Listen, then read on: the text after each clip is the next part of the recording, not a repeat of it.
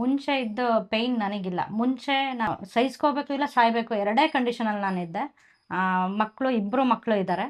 So ನಾನು ಅನುಭವಿಸ್ಲೇಬೇಕು, ಇದನ್ನು ಸಹಿಸ್ಕೊಳ್ಳೇಬೇಕು ಅಂತ ಗಟ್ಟಿ ಮನ್ಸು ಮಾಡಿದೆ. ಬಟ್ ಇಲ್ಲಿಗೆ ಬಂದಮೇಲೆ ಬೈಕ್ ರೈಡ್ ಮಾಡ್ತೀನಿ, ಡ್ಯೂಟಿಗೆ ಹೋಗ್ತಾ ಇದ್ದೀನಿ, ಮಕ್ಕಳನ್ನ ನೋಡ್ಕೋತಾ ಇದ್ದೀನಿ, ಎಲ್ಲ ಕೆಲಸ ಮಾಡ್ಕೋತಾ ಇದ್ದೀನಿ. ನಿಮ್ದು ಏನೇ ಸಮಸ್ಯೆ ಇದ್ದರೂ ಕಣ್ಣು ಮುಚ್ಕೊಂಡು ಬರ್ಬೋದು, ಸರ್ ನಿಜವಾಗ್ಲೂ ಸೊಲ್ಯೂಷನ್ ಕೊಡ್ತಾರೆ. ಯಾರು ಹೋಪ್ಲೆಸ್ ಇದ್ದೀರಾ ಅವರು ಹೋಪ್ಫುಲ್ಲಾಗಿ ಬನ್ನಿ ಅಂತ ಹೇಳ್ತೀನಿ ಸರ್.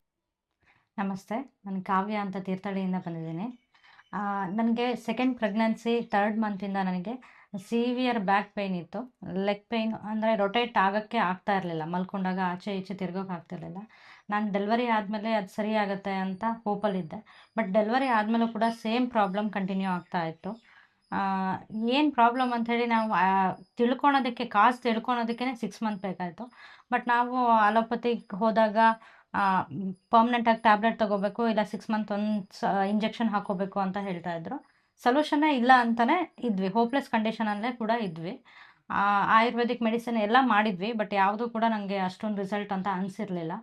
ಬಟ್ ನಮ್ಮ ಮನೆಯವ್ರ ಕಡೆಯಿಂದ ಸರ್ ಪರಿಚಯ ಆದರು. ಅವ್ರು ಒಂದು ಸಲ ಕರ್ಕೊಬನ್ನಿ ಅಂತ ಹೇಳಿದ್ರು. ಒಂದು ಸಲ ಬಂದ್ವಿ, ಟ್ರೀಟ್ಮೆಂಟ್ ಅವತ್ತೇ ಕೂಡ ಸ್ಟಾರ್ಟ್ ಮಾಡಿದ್ರು. ಸ್ಟಾರ್ಟ್ ಮಾಡಾದಮೇಲೆ ನನಗೆ 60% ಪೇಯ್ನ್ ರಿಡ್ಯೂಸ್ ಆಗಿದೆ. ಇವಾಗ ಆರಾಮ್ಸೆ ಲೆಫ್ಟ್ ಟು ರೈಟು ರೊಟೇಟ್ ಆಗ್ತೀನಿ, ಮಗುವು ಕೂಡ ಆರಾಮ್ಸೆ ಫೀಡ್ ಮಾಡ್ತೀನಿ, ಸ್ಟ್ರೇಟಾಗಿ ಹೇಳ್ತೀನಿ.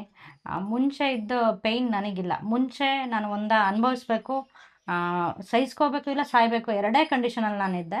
ನಾನು ಬಂದು ಹೋಗಿ 1 ತಿಂಗಳಾಯಿತು. ಒಂದೇ ಸಿಟ್ಟಿಂಗ್ ಆಗಿರೋದು. ಬಟ್ 60% ಪೇಯ್ನ್ ರಿಡ್ಯೂಸ್ ಆಗಿದೆ. ಇವಾಗ ಎಷ್ಟೋ ಆರಾಮಾಗಿದ್ದೀನಿ. ನಾನು ಬೈಕ್ ರೈಡ್ ಮಾಡ್ತೀನಿ, ಡ್ಯೂಟಿಗೆ ಹೋಗ್ತಾ ಇದ್ದೀನಿ, ಮಕ್ಕಳನ್ನ ನೋಡ್ಕೋತಾ ಇದ್ದೀನಿ, ಎಲ್ಲ ಕೆಲಸ ಮಾಡ್ಕೋತಾ ಇದ್ದೀನಿ.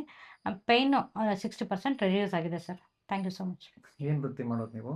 ನಾನು village accountant sir. Village accountant. Bike travel ಎಲ್ಲ ಇರುತ್ತೆ. ಹೌದು. Okay madam. ನಮ್ಮ ವೀಕ್ಷಕರಿಗೆ ನೀವು ನಿಮ್ಮ ಅನುಭವದ ಆಧಾರದ ಮೇಲೆ ಏನು ಹೇಳಕ್ಕೆ ಇಷ್ಟಪಡ್ತೀರಾ? ನಿಮ್ದು ಏನೇ ಸಮಸ್ಯೆ ಇದ್ದರೂ ಕಣ್ಣು ಮುಚ್ಕೊಂಡು ಬರ್ಬೋದು, ಸರ್ ನಿಜವಾಗ್ಲೂ ಸೊಲ್ಯೂಷನ್ ಕೊಡ್ತಾರೆ. ಯಾರು ಹೋಪ್ಲೆಸ್ ಇದ್ದೀರಾ ಅವರು ಹೋಪ್ಫುಲ್ಲಾಗಿ ಬನ್ನಿ ಅಂತ ಹೇಳ್ತೀನಿ ಸರ್ ನಾನು. Thank you so much.